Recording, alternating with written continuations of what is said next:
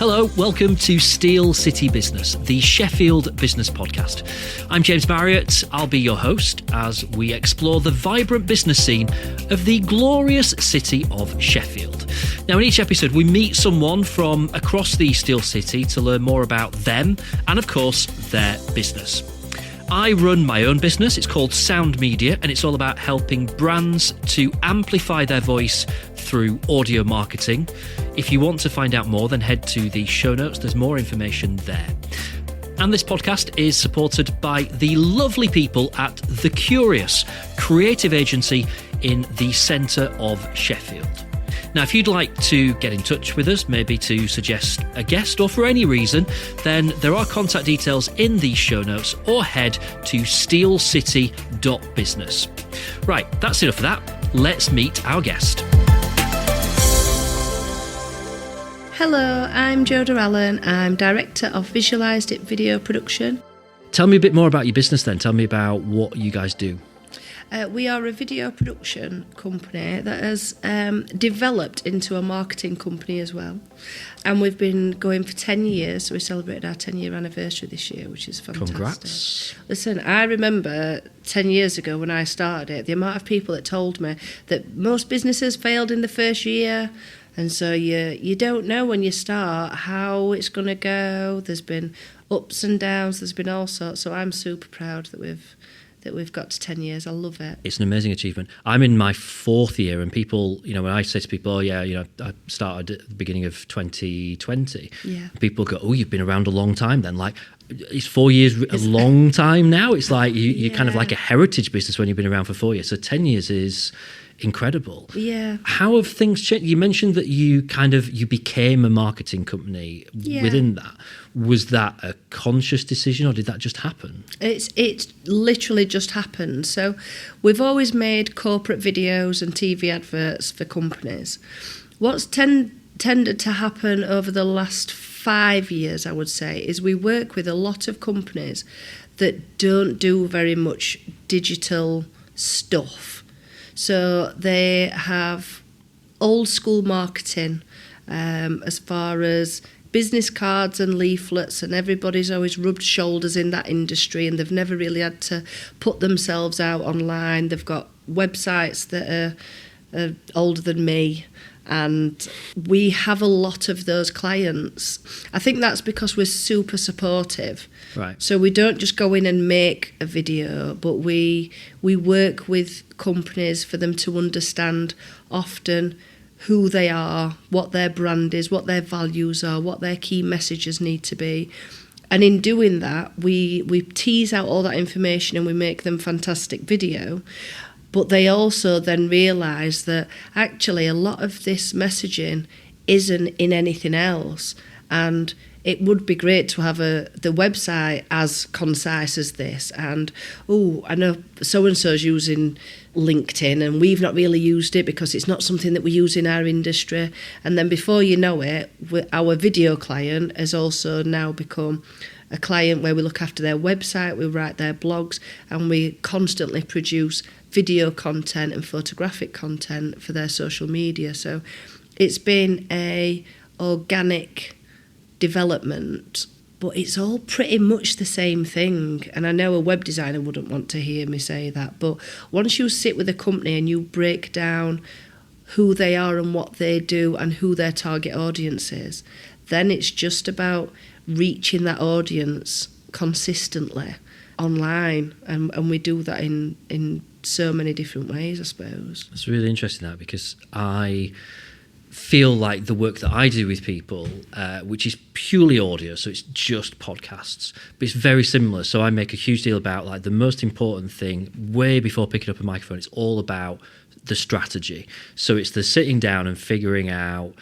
what are you working towards? Where are you? What are your goals? Which should be quite straightforward for a business, you would think. Yeah. And who is it that you want to talk to? Because the thing with podcasting is you can literally talk to people. That's what it is. That's all it is. It's just talking to people. But if you don't know who you're talking to, how do you know what to say? Yeah. So, it's all that stuff, but very focused around audio. And at times with certain clients, it feels, I sit there and I feel like I'm more of a business coach right now than I am actually like a podcast strategist, because helping, trying to get them to understand, what are you working towards? What's the point of all this? Why do you want to do a podcast? What are you trying to say to people?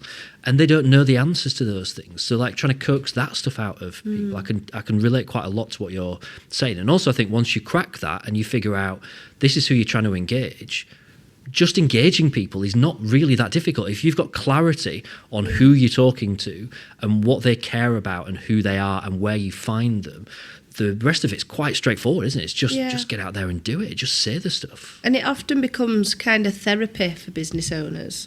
Having started a business myself with no business knowledge whatsoever, I find it even easier than many people to sit with somebody and ask the right questions to fully understand where this person is. And by the time you've finished and you've done 2 cups of tea and you've basically brain dumped all this information, it is a little bit of like a therapy session for a business owner.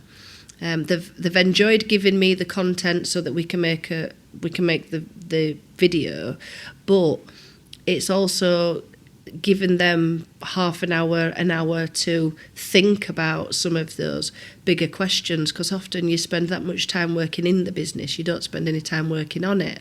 And actually in those conversations they start to work out that actually the clients that we used to work for are not the clients that we're really working for anymore, and they're what they're looking for is very different to the previous target audience. So it's nice. But I think you need that in general, not just in business. Sometimes it is nice for somebody to just sit and ask questions, and then you can just empty your brain, can't you? Yeah. No, I totally get that. I think you're absolutely right.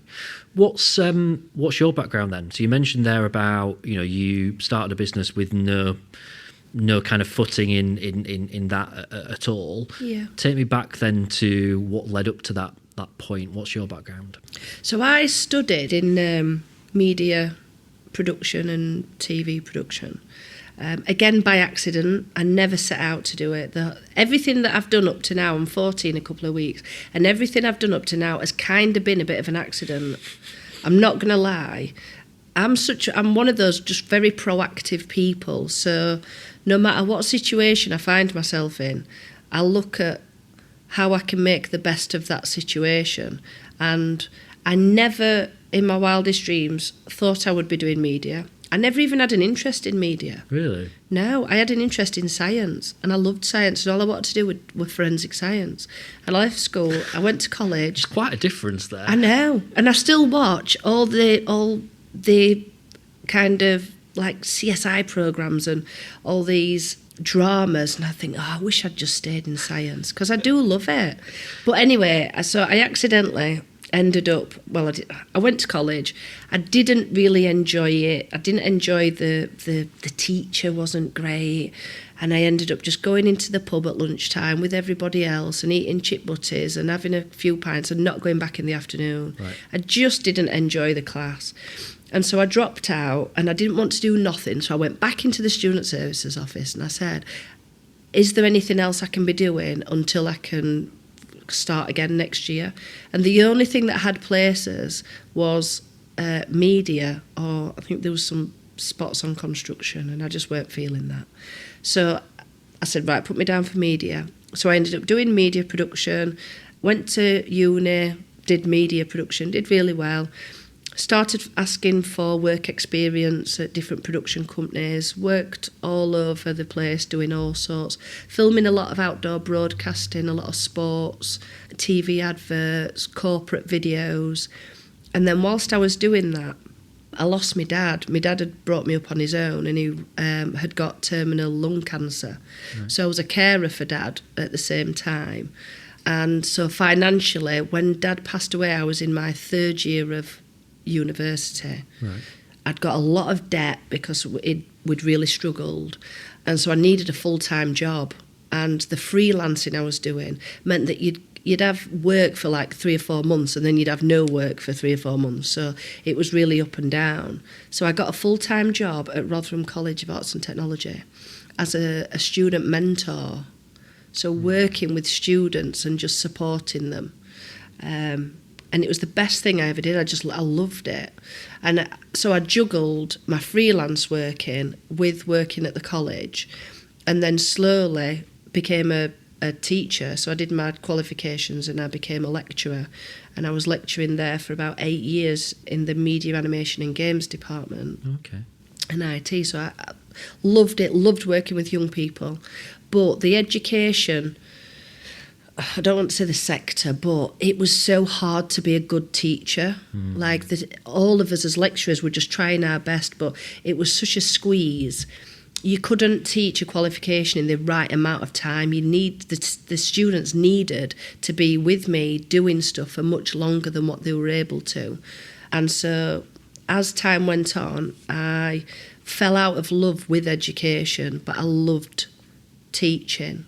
So whilst there, I bought a notebook and I thought, if I could do anything, what would I do? And I thought I would make corporate videos, I would film weddings, and I would work with these young people that are getting left behind, because most of the ones that were really struggling were the ones from really deprived backgrounds, and they didn't have the support at home that they needed, or they'd got additional needs.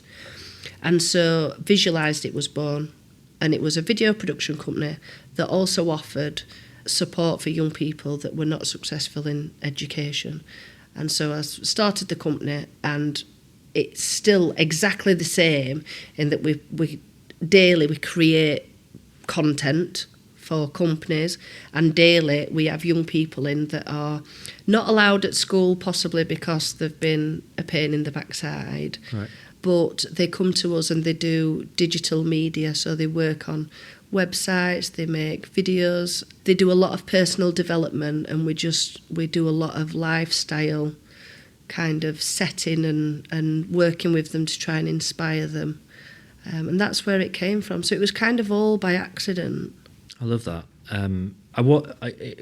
Obviously, it's one of the things on my list to ask you about, in terms of the fact that you only need to have a flick through your LinkedIn profile, or even just a little bit of time on your business website, and you immediately get the impression that young people, students, work experience people are really important, and it's not just paying lip service to that they're really kind of ingrained in the business.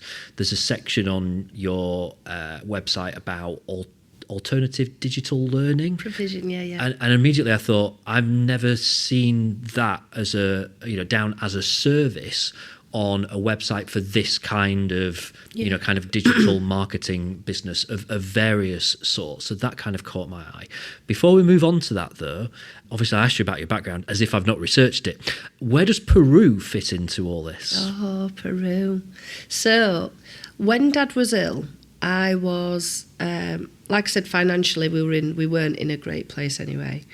Dad worked really hard, but he was a single parent, and as he got poorly, there wasn't any benefits or anything that he could apply for, so we very quickly fell behind with rents and council taxes and everything else. Yeah. And so I was working, I was doing my degree, I was in my second year, I was his sole carer, taking him for radiotherapy and backwards and forwards and chemotherapy and things. And I was working 2 jobs at the same time, and I worked in a bar at night time. So when Dad had gone to bed, I could go and work in the bar, stay there as late as possible for my shift, and then start again in the morning. So it was a real juggle. And it passed in my 3rd year, and I didn't have a minute to stop because of all these debts and things. So I think I had 2 weeks off university. My lecturer was calling me and saying, Joada, if you don't come back to university, you're going to fail the last year. So I know Dad's died and it's terrible, but your degree is needs finishing, or you need to kind of call it a day. So I had 2 weeks off, went back there, was back at work, and after a couple of years, I think I burnt out, and I started partying really hard. Right. I was partying really, really hard. I was getting into arguments that I didn't need to be in. I was getting upset. I'd have a drink and I'd be getting upset, or I'd be getting really angry. And I can remember there was one day I went out and we went to a comedy night, and I drank so much that before the comedians had even come on stage, I was like, this is like, I've drank far too much. I said to my friend, I need to go home. So I went home, and the next day when I went to work, I just thought, this is not the way to like deal with this. You need to sort this out. So I knew something needed to change, but I didn't know what. So whilst I was at work, I was Googling things, and I just thought, I need to leave here. I need to go somewhere and do something. Bearing in mind, I got no money, and I'd only had this job for a few months. I'd been Googling stuff, and I couldn't find anything, or looking to like travel or just anything. And the next day I went into work, and there was an A4 poster on my desk, and it was photocopied, and on the top of it said Joada, and it had been highlighted in yellow. I can see it now. And it said Platform 2, and it was looking for people to go all over the world to work with developing areas, and they were leaving in a month. And so I asked everybody in the office, I said, who's put this on my desk? And they were like, didn't have a clue what I was talking about, went to the other office. Someone put this on my desk. Now, to this day, I don't know who put this on my desk. Wow. But I went online, I booked on, I got confirmation that I was travelling to Peru to live in a shack with a family. It was a group of 10 volunteers. We taught first aid, we taught maths, we taught children like hygiene and things like that. So this area where we lived in had 3 generations, but had never had a school, never had a doctor's surgery. It didn't have electricity, it didn't have running water. It was chaos. And we went there and we helped build a school and just do some community work. So I ended up in Peru randomly from a piece of paper that I found on my desk. I love the way that you kind of like reach the massive life decisions that you've reached along the way. Like the honesty behind the randomness of it all is brilliant. You kind of painted a picture there of the person that went to Peru was perhaps a little bit angry with the world and sort of needed a change and perhaps drinking too much. What person came back? Oh, just me. Do you know what? It was so bizarre. I can remember laying in this, and I'm going to call it a house, and Milu, the mum of the house, won't mind me saying this, but the walls were made out of wood. The roof was made out of woven carrier bags. There was gaps along the bottom, so these wild dogs would always stick their nose under my door. My mattress was made out of a big sheet that was full of sawdust and chunks of wood. It was the most uncomfortable thing you've ever slept on. But I laid in there, and I'd got nothing. There's no electricity, there's no TV, there's nothing. I laid in there, and I can remember just feeling so happy. And I just thought, I've got absolutely nothing. I'm surrounded by people with nothing that don't have a clue who I am. I'm not Joada, I'm not the one that works in the bar, I'm not David's daughter, I'm not the woman who's lost her dad, I'm not the carer, I'm not the teacher, I'm nobody, and nobody knew who I was, and it was fantastic. And I can remember just thinking, this is what it's about. It's not about the stuff, it's not about the money. It's about that kind of peace and finding that where you can just be. So there was no option to drink and party and stuff really out there. I was there at Christmas and New Year, so I think we definitely had some sort of Peruvian moonshine, which was quite interesting. That sounds lethal. Yeah, and they drank this really funny stuff that was really thick and purple, and it was like a purple corn on the cob that had been drained into a syrup. That's all. That's the only thing they really drank. Right. But there was no partying. But I came back and I was just calm and chilled, and I had a little bit of time for me. And I think it was because so many things had happened, even from me being really young. I've always just had to react to what life had thrown at me. React. And then I had a chance to sit down and think, what would I like to do? And even now, I try to make sure that I always go back to that place, so I don't just get caught up in life and I don't just get swept along. I consciously think, right, have some time now. Is this what you want to be doing? If your days finish next week, if you're done next week and you're buried, would I think to myself, yes, I'm happy, I'm content with where I am, what I'm doing, and if not, I instantly look to what I need to do. I don't really wait for things to happen. I try to carve them out, if that makes sense. What would your answer to that be right now? Work less. Okay.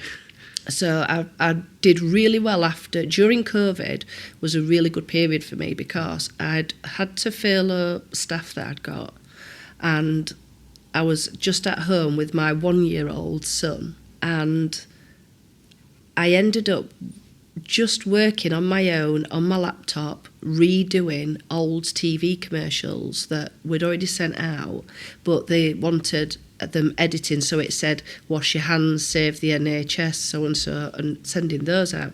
So financially I did really well from it, and I didn't have any staff, I didn't have anybody to worry about, I didn't have any overheads, and I was like, oh, this is quite cool actually.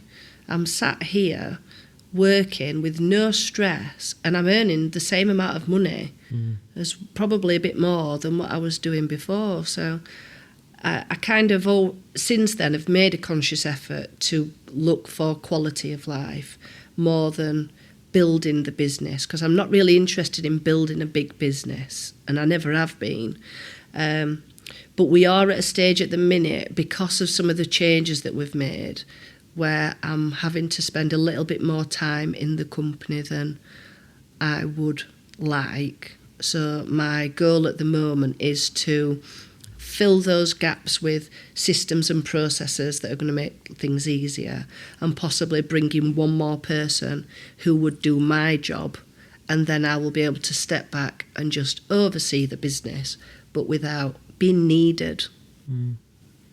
It's interesting that I everyone talks about COVID very negatively, and I understand why, but I felt like I was living life at 100 miles an hour, and I was a bit of a passenger in my own life before. Yeah. And then you had to slow down, didn't you? It was like it was almost inevitable. Like, you couldn't be busy all day every day, because there's nothing really happening during COVID. And I was like, I found this whole new kind of pace of life, and being able to, like, going for a walk every day became the highlight of the day, rather than this secondary thing that you just like, well, I should probably go and get some fresh air.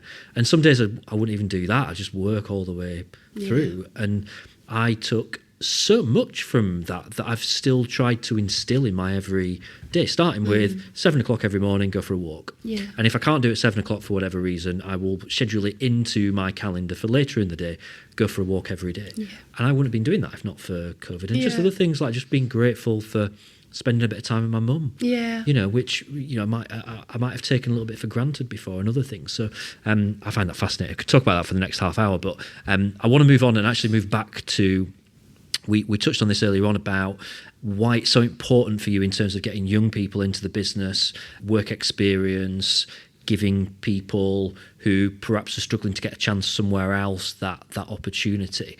I feel like from some of the stuff that you've said about your background and kind of, you growing up and things like that, that I probably know a little bit in terms of what your answer to this is likely to be, but I'm really interested to kind of find out a bit more about why you really think that matters, why that's so important to you.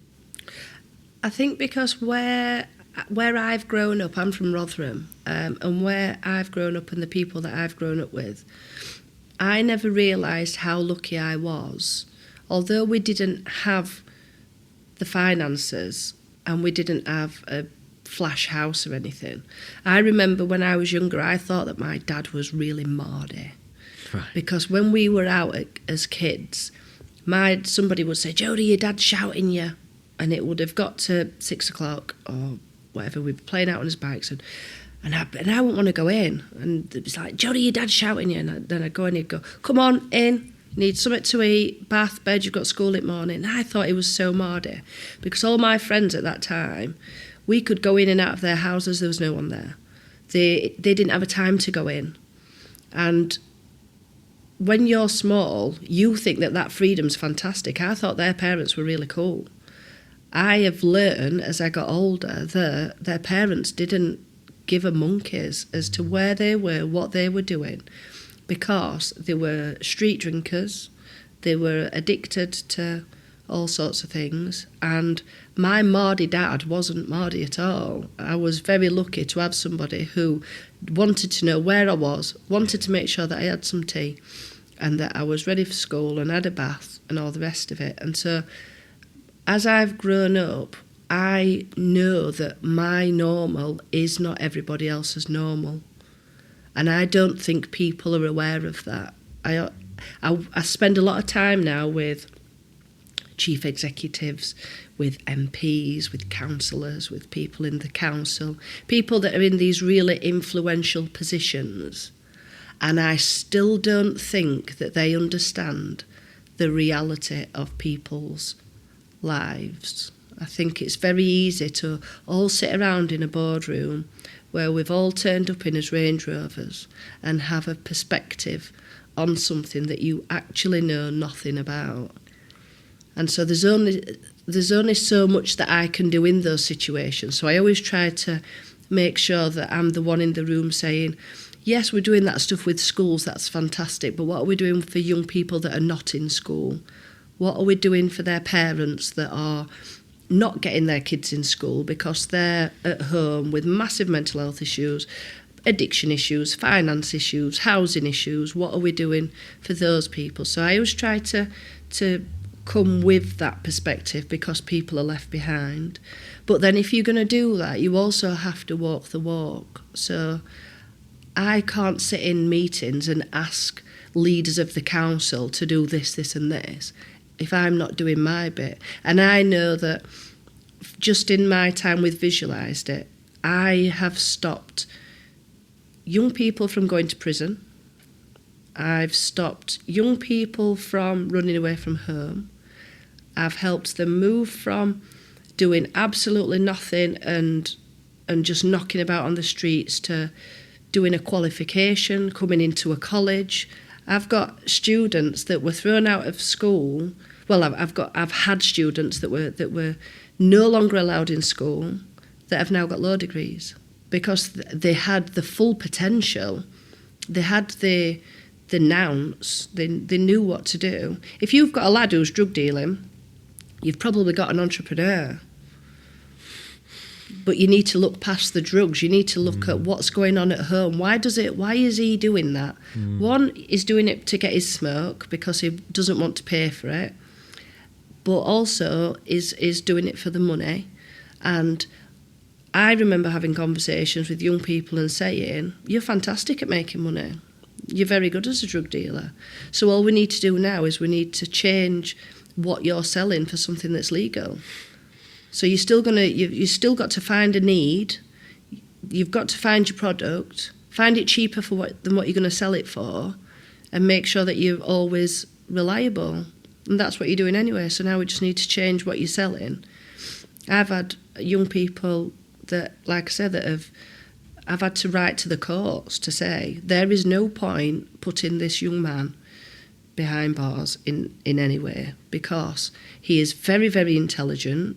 You're just going to put him in a place where he's going to spend time with other criminals, and at the moment he's on task, he's doing very well, and he's on a positive path. And he wasn't interested in doing digital media, but he came to Barnsley College and he did business because he was more interested in how I ran the business than what he was in digital media. So I think it's more around looking at people and listening to people and understanding their realities and acknowledging where their strengths are and helping build them up, because your average person is being looked after. You're being looked after by your councils, your schools, your hospitals.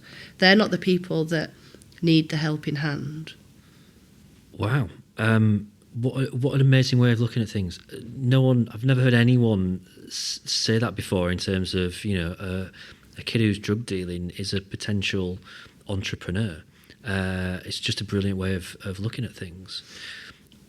How does this sit alongside running a business? And I guess what I mean by that, I actually did an episode a few weeks ago with someone where we got into talking about this, because I was brought up on a council estate in Barnsley. I come from pretty humble beginnings, and a lot of people who set up businesses and run businesses come from a very different background to me. You know, they come from quite well-off families. Yeah. They were always on that path, whether they wanted it or not. And you'll know this because I found this out, that is, those early days of running a business, it comes incredibly close to going under, because if you've not got a massive pile of money behind you, it's really difficult at times. Yeah. And there are some times when I feel like a little bit of a stranger in the business world sometimes, because I just don't necessarily speak the same language. I certainly don't have probably the same views as a lot of other people.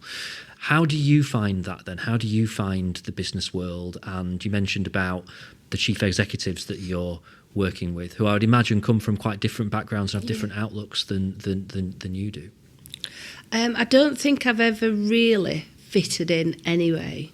So from when I was very small, we were brought up in Kimberworth in Rotherham, and it was a white area, and we were the only mixed race family there. My mum's from Jamaica. So from a very early age, I've always had my differences pointed out. Right. And I remember being very shy and very timid. But over the years, I don't walk into anywhere and want to be like everybody else. And I don't walk in somewhere and think that there's certain types of people that are better than others, and I just don't see that. So I acknowledge where people are from, and I can see their strengths, but I don't see that as a weakness. And I think if you just get to know people, and if you're coming to the table being as honest and open as you can, people will accept you if you're their cup of tea, and if they don't, I just think that's absolutely fine. I have no interest in a popularity contest. Does it limit who you can work with, though? There's definitely people who probably wouldn't choose to work with me. Yeah.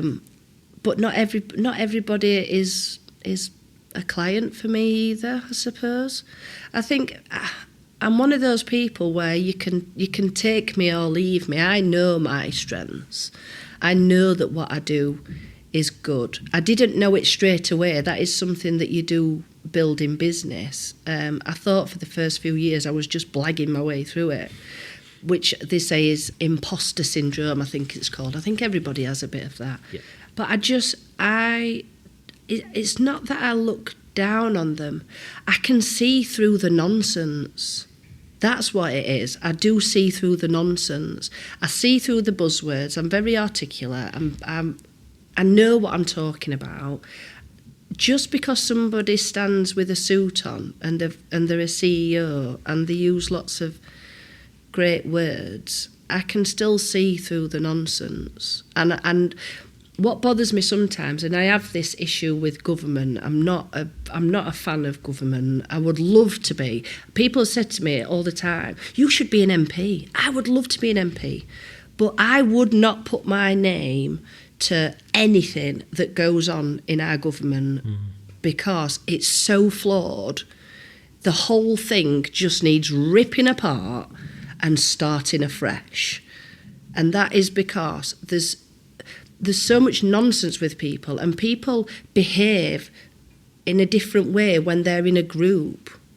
So, and I've seen this on personal levels, in that somebody will behave in one way as an individual, but then you put them in a room with 5 other people that are all behaving in that way, and all of a sudden everybody starts behaving that way.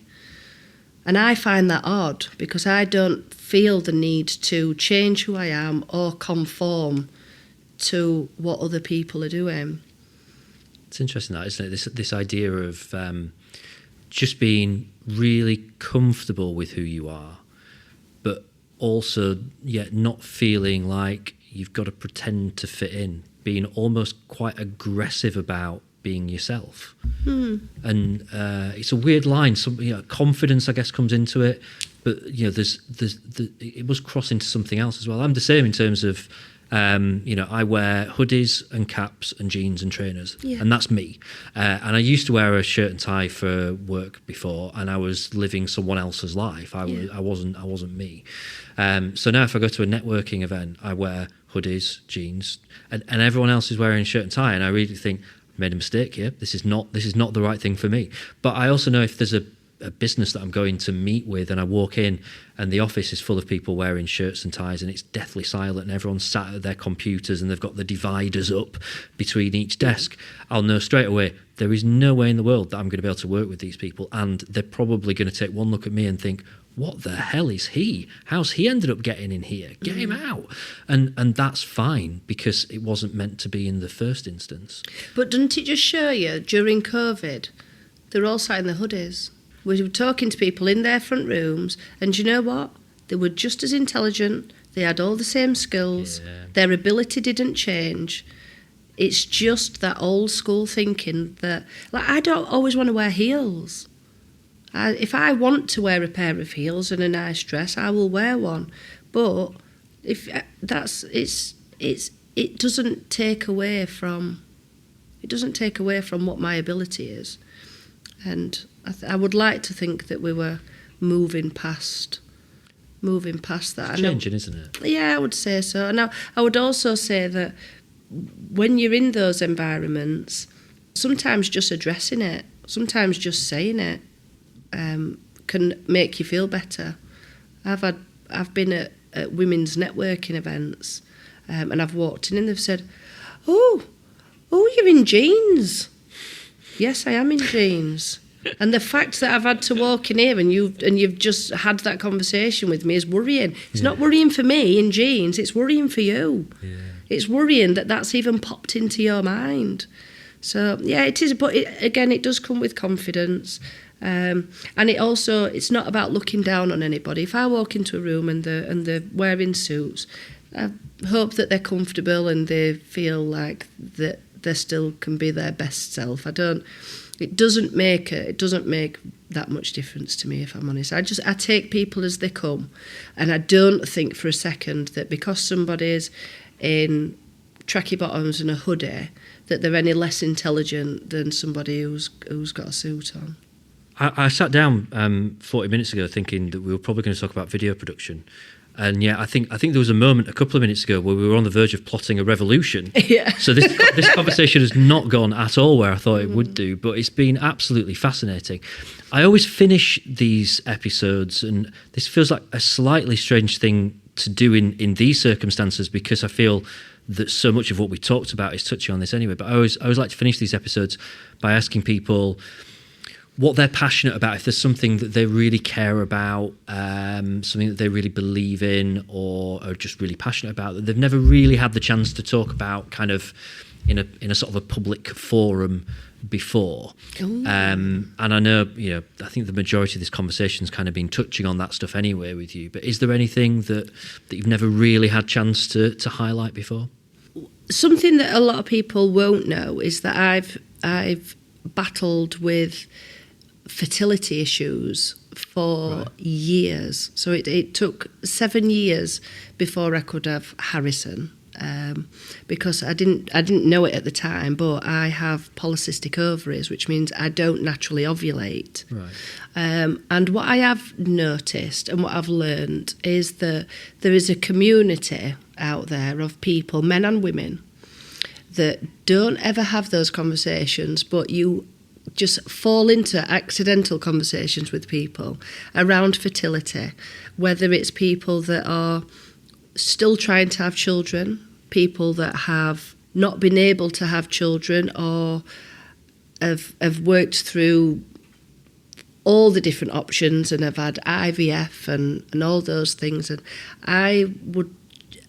I like to talk about fertility and infertility, because I think sometimes the community, people feel as though it's something that is it's a bit like shameful. It's something that you don't talk about because it's, like in the old days where the king only ever wanted a wife that was going to produce a son. And if this woman couldn't provide a son, she had her head chopped off. Like, times have changed so much. I'm very passionate about people being able to have conversations that they need to have, whether that's in the business community, within anything, and not feeling as though it's things that they have to hide. And in particular, when you're in business, people see like a certain side of you, but in the background of running this business for 10 years, there's been fertility issues. Thankfully, through fertility, I was able to have Harrison.